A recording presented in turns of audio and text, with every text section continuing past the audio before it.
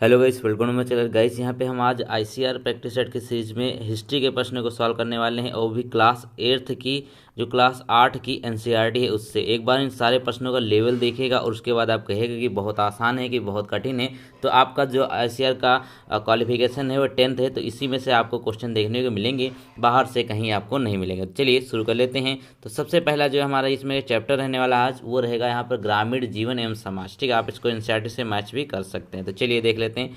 तो सबसे पहला प्रश्न देखिएगा, तो इसमें कहा गया है कि महात्मा गांधी ने 1917 में नील बगान मालिकों के खिलाफ चंपारण आंदोलन किया था। तो चंपारण किस राज्य में है पूछा गया है। तो देखिए यहाँ पे 1917 में हुआ था, किसके खिलाफ हुआ था? नील बगान मालिकों के खिलाफ हुआ था, और ये चंपारण वाला पूछा जाता है। इसकी डेट तो 1917 याद रखेंगे। तो ये चंपारण कहाँ पे था? चंपारण जो है आपका बिहार में स्थित है, याद रखेंगे। चंपारण मीट भी बहुत फेमस है इस तरह भी। तो क्वेश्चन नंबर अगला देखेंगे। तो गाइस प्रश्न संख्या अगला देखिए। तो कहते हैं कि महालवाड़ी व्यवस्था, जो महालवाड़ी व्यवस्था था उसमें महालदार किसे कहा जाता था? बेसिकली जो महालदार हैं उन्हें कहा जाता है किसे?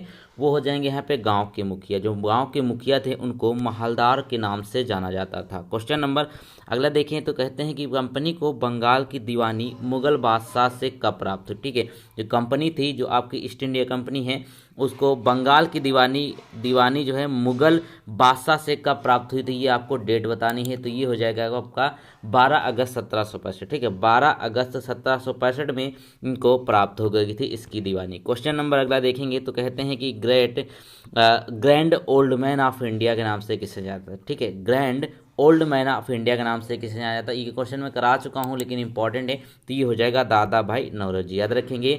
दादा भाई नौरोजी इसके राइट आंसर हो जाएंगे। क्वेश्चन नंबर अगला देखेंगे।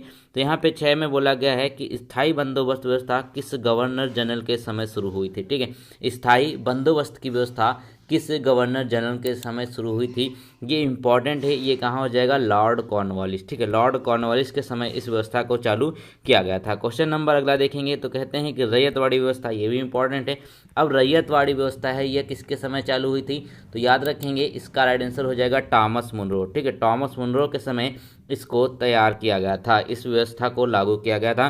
क्वेश्चन नंबर अगला देखेंगे। तो कहते हैं 8 में कि पहली चाय कंपनी किस नाम से जानी जाती है? अब देखिए, पहली चाय कंपनी जो है, कितना बढ़िया क्वेश्चन है। ठीक है, इसको किस नाम से जाना जाता है? तो याद रखेंगे, चाय के लिए फेमस कौन है? आसाम। ठीक है, आसाम चाय कंपनी, ये भारत की पहली चाय कंपनी रखी गई थी ब्रिटिश के समय में। क्वेश्चन नंबर अगला देखेंगे। कहा गया कि महालवाड़ी व्यवस्था सर्वप्रथम किसने तैयार करी थी? तो महालवाड़ी व्यवस्था की हम बात कर चुके हैं।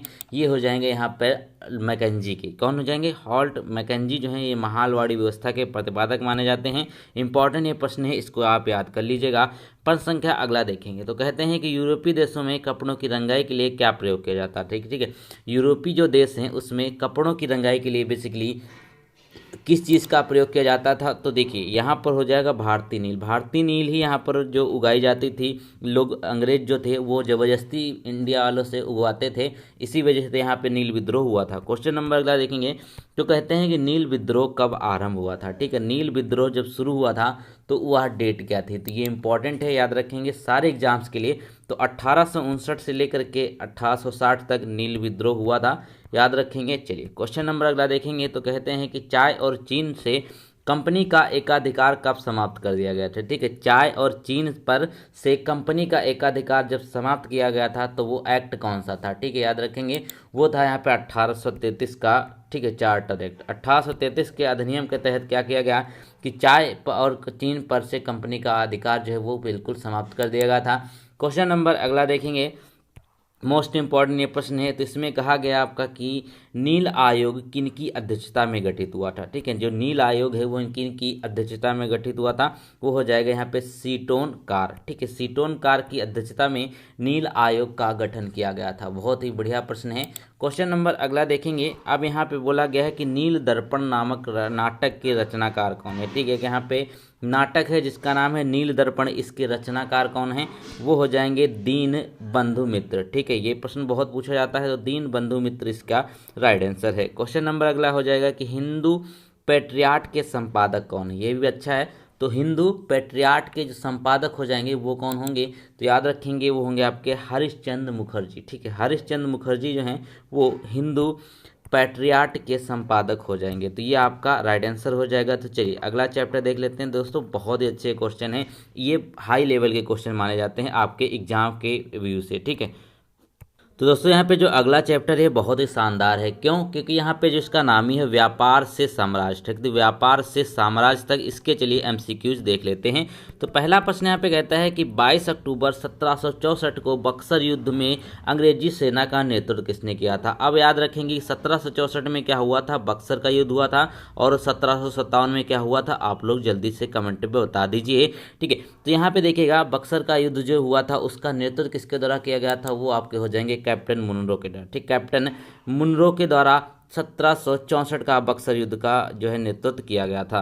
प्रश्न संख्या अगला देखेंगे तो कहते हैं कि किस कारण से रानी चेन्नम्मा ने अंग्रेजों के विरुद्ध हथियार उठाकर आंदोलन शुरू किया था, ठीक है। रानी चेन्नम्मा जो थी इन्होंने क्या किया था, बिना हथियारों के यानी हथियारों को त्याग करके सिर्फ और सिर्फ आंदोलन किया था। वह किस कारण किया था? तो याद रखेंगे यह हो जाएगा कित्तूर पर कब्जा, ठीक। कित्तूर पर कब्जा कर लिया गया था, उसी के बाद इन्होंने क्या किया था, ये आंदोलन स्टार्ट किया था। कौन हो जाएंगी, बहुत ही फेमस है रानी चेन्नम्मा। क्वेश्चन नंबर अगला हो जाएगा कि ईस्ट इंडिया कंपनी यहाँ की व्यापारिक कंपनी थी। जो ईस्ट इंडिया कंपनी थी ये कहाँ की व्यापारिक कंपनी थी? तो याद रखेंगे ये तो सभी को पता है कि इंग्लैंड की है, यानी कि ब्रिटेन की है ये कंपनी थी ईस्ट इंडिया कंपनी, जो 1600 में अपने भारत में आई थी, याद रखेंगे। चलिए क्वेश्चन नंबर अगला देखेंगे तो कहते हैं कि लॉर्ड डलहौजी द्वारा राज्य हड़प की नीति के आधार पर राज्य विलय का सही क्रम चुने। अब देखिए, अब ये जो प्रश्न है ना, ये भैया बड़े बड़े एग्जाम में पूछा जाता है। अब आप कह रहे थे कि ये बहुत आसान है एनसीईआरटी है, भैया देखिएगा तो लॉर्ड डलहौजी द्वारा राज्य हड़प की नीति के आधार पर राज्य विलय का जो सही क्रम हो जाएगा,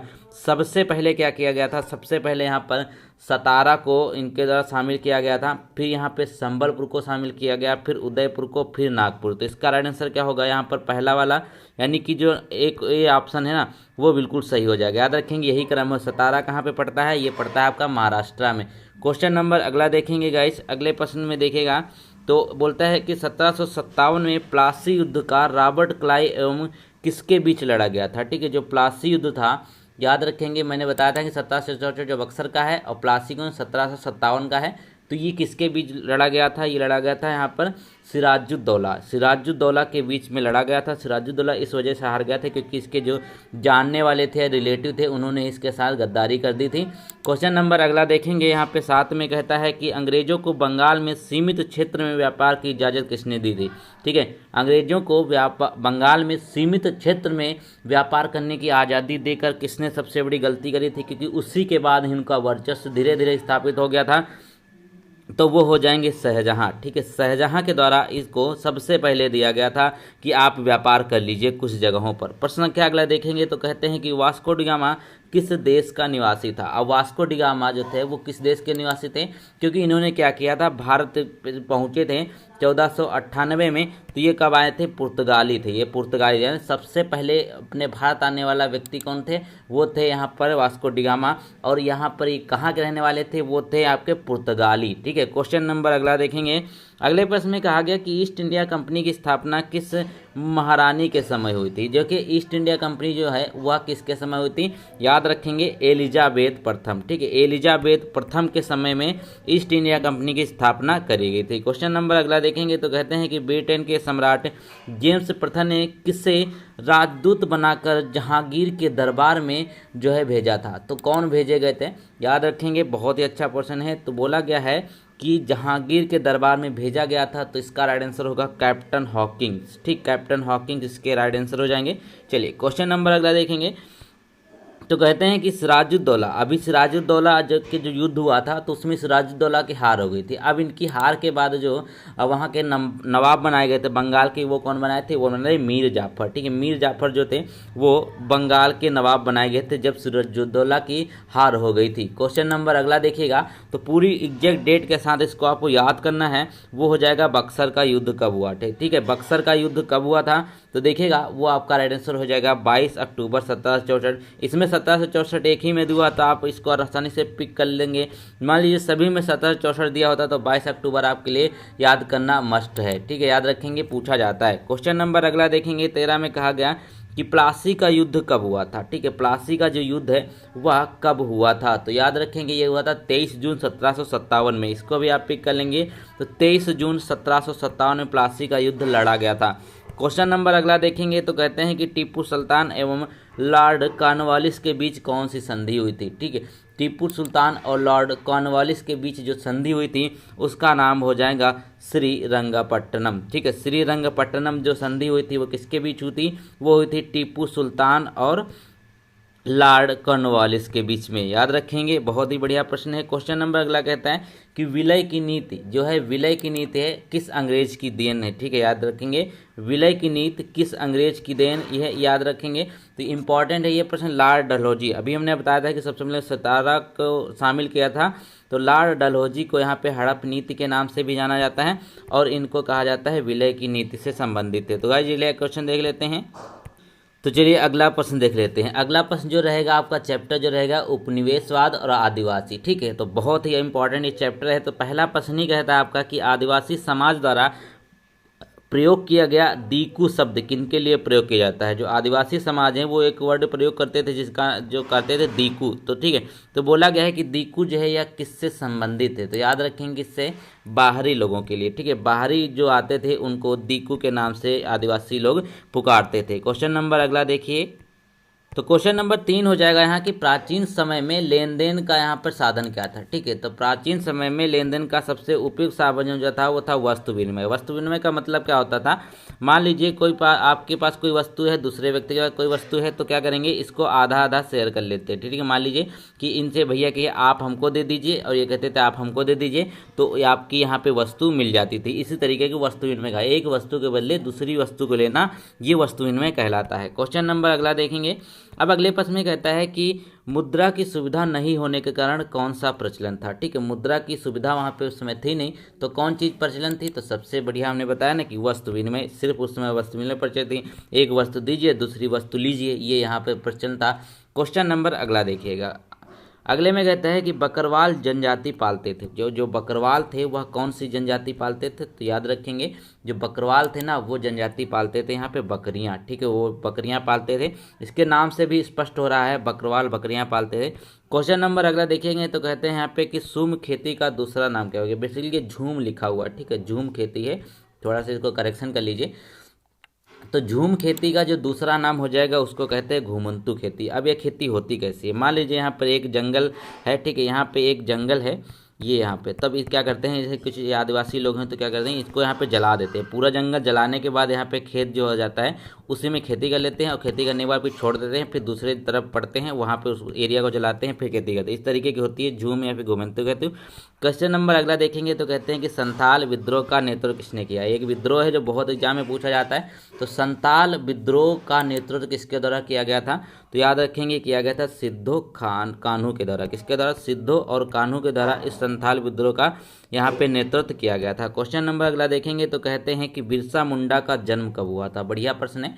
तो बिरसा मुंडा का जो जन्म हुआ था वो कब हुआ था, 15 नवंबर 1875 15 नवंबर, याद रखेंगे बिरसा मुंडा का जन्म हुआ था। क्वेश्चन नंबर अगला हो जाएगी कि पंजाब के पहाड़ी भाग में रहने वाली चरवाहा जनजाति कौन है। ठीक है, पंजाब के पहाड़ी भाग में रहने वाली जो चरवाहा जनजाति है वो कौन सी हो जाएगी, तो देखिएगा वो आपके हो जाएंगे गुर्जर। ठीक है, गुर्जर जनजाति जो है वो पंजाब के पहाड़ी भाग में रहती है और ये चरवाहा है। बेसिकली यहाँ पे क्या है, ये चरवाहा जनजाति है जो जानवर पालती है और यहाँ पे घूम घूम के चारागाहों पर चरवाती है। ठीक है, क्वेश्चन नंबर 10 देखेंगे तो कहते हैं कि बिरसा की मृत्यु कब हुई थी। जो बिरसा मुंडा की हमने बात करी अभी 1875 में जन्मे थे और 1900 में इनकी मृत्यु हो गई थी। ठीक है, याद रखेंगे ये बिरसा मुंडा की कहानी है। क्वेश्चन नंबर अगला देखिए तो कहते हैं किस रंग का झंडा बिरसा द्वारा राज्य का प्रतीक था। ठीक है, बिरसा के द्वारा राज्य का प्रतीक कौन सा झंडा था उनका, सफ़ेद। वो क्या करते थे, वो सफ़ेद झंडा टांगते थे अपने राज्य की प्रतीकात्मक दिखाने के लिए। क्वेश्चन नंबर अगला देखेंगे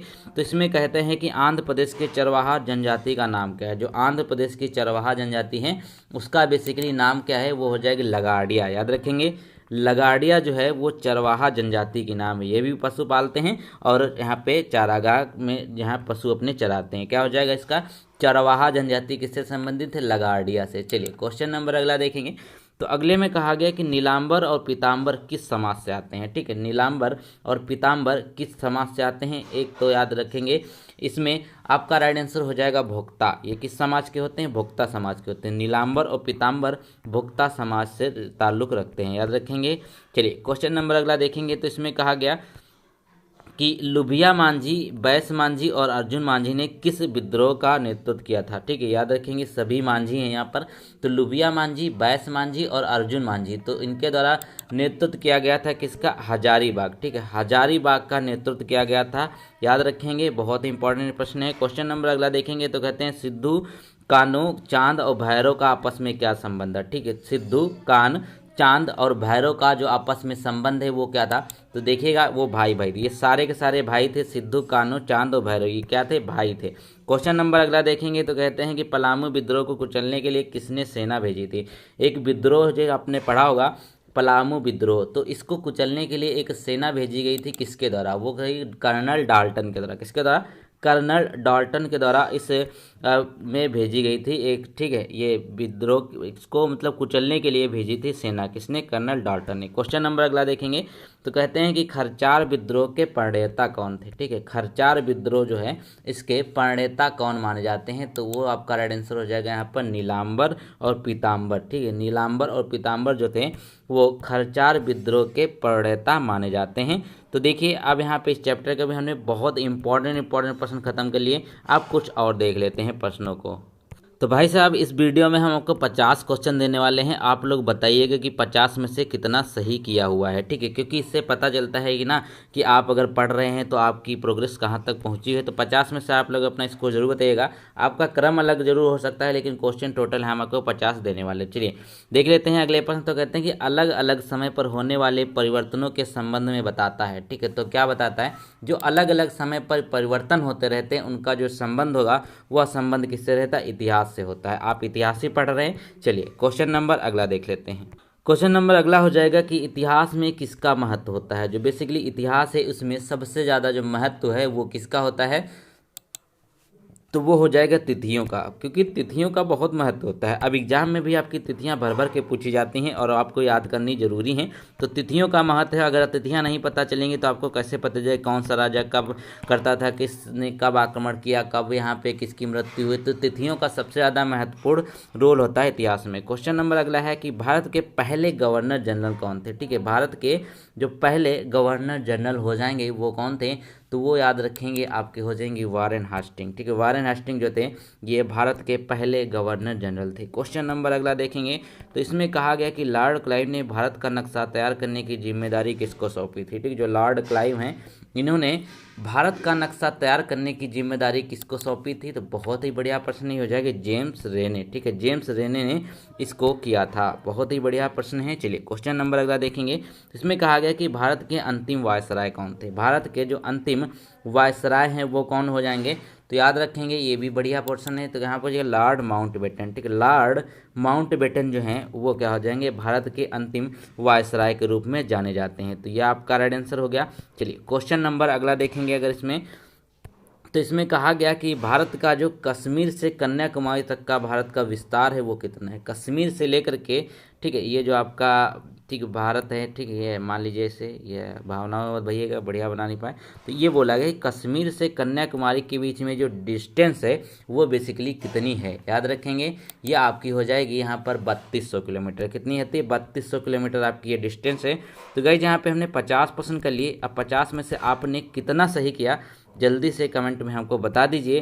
फिर मिलते हैं कल नई वीडियो के साथ। तब तक के लिए वीडियो को लाइक करें, चैनल को सब्सक्राइब करें। सारे के सारे प्रश्न आपके लिए इंपॉर्टेंट है भैया, यहीं से पूछा जाएगा, यकीन मानिए। Thank you so much.